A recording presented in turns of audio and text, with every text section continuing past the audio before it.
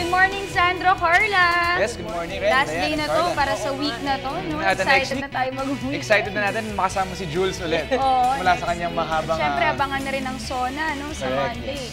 Alright, syempre patuloy pa rin po tayo sa mga balita at impormasyon. At importante pong pag-usapan natin ang mga napapahanong issues. Kaya naman simulan na natin ang ating... Teka Moment!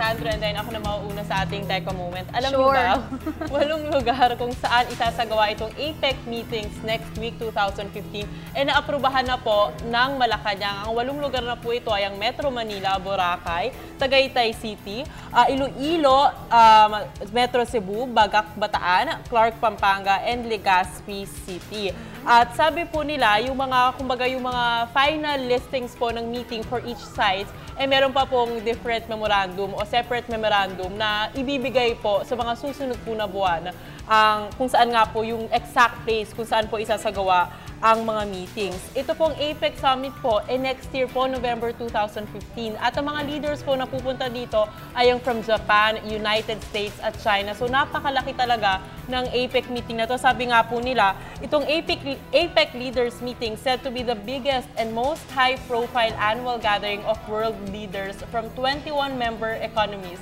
And this will be hosted by President Benigno S. Aquino III next year before he ends his term. Alright, moving on. Ito naman, finally, may mga nagiging problema ba kayo sa airport no, pag ang daming tao? Yes, syempre. Alam na, very crowded yan. Talagang marami naman ginagawa ang ating gobyerno para ayusin yan. Yung Terminal 3 ba ito? Maraming ginagawa, Sandro. Tama ka dyan. Finally, mabuksan na po ang NAIA 3. Magagamit na po ito sa July 31. Ito po ang after 17 years na talagang yung Department of Transportation and Communications na na-award po yung concession agreement. Ito, finally, mabubuksan na po ito. Sinabi po ni Transportation Secretary June Abaya, we are extremely pleased to confirm that full airline operations will begin at NAIA Terminal 3 next week. Our Gateway Airport will now be able to welcome 3.5 million more passengers with modern facilities every year. And Terminal 1 will now be considerably decongested to improve passenger convenience. Meron po magta-transfer na 5 airlines. Sa NAIA 3 will also push through. Ito po yung Delta Airlines, KLM Royal, Dutch Airlines, Emirates, Singapore Air, and Cathay Pacific. Sinabi rin po ni Transportation Secretary June Abaya, the Manila International Airport Authority or MIAA has informed us that Delta Airlines will have its first flight out of Terminal 3 on August 1, while KLM Royal, Dutch Airlines will move within the first week of August. Singapore Airlines, Emirates, and Cathay Pacific will follow by the end of next month. Ito pong mga 5 carriers have the highest volume of international flights coming in and out of NAIA, so we look forward to giving them a new home. The transfer to Terminal 3 is expected po to help ease congestion kasi alam naman natin na napakasikip na. So at least ma-decongest yan at may lilipat dito sa NAIA 3. Kung kaya dito pong alam niyo ba ang NAIA 3 project was awarded in 1997 and was scheduled to be completed supposedly 2002.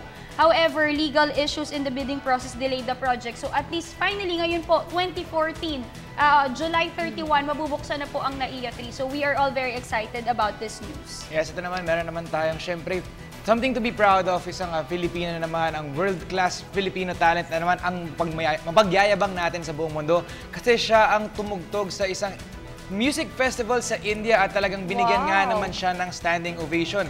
Itong music festival na inorganize ay tinatawag na Fête de la Musique at ito ay, which was held noong June 21. Tapos ito ay ayon sa Department of Foreign Affairs. Pinay siya. Pinay ito, oo.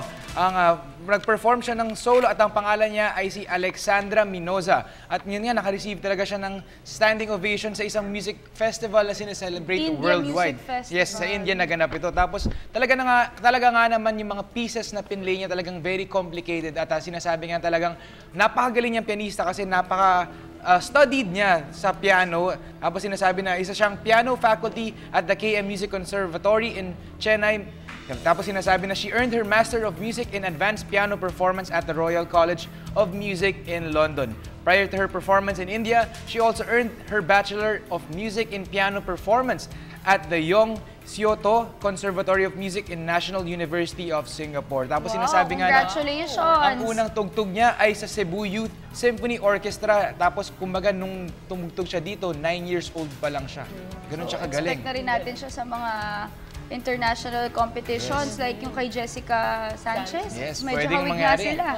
Hawig sila. So congratulations, isang na namang talentong Pampilipino ang talagang nakaka-proud at nagbigay pugay sa ating bansa.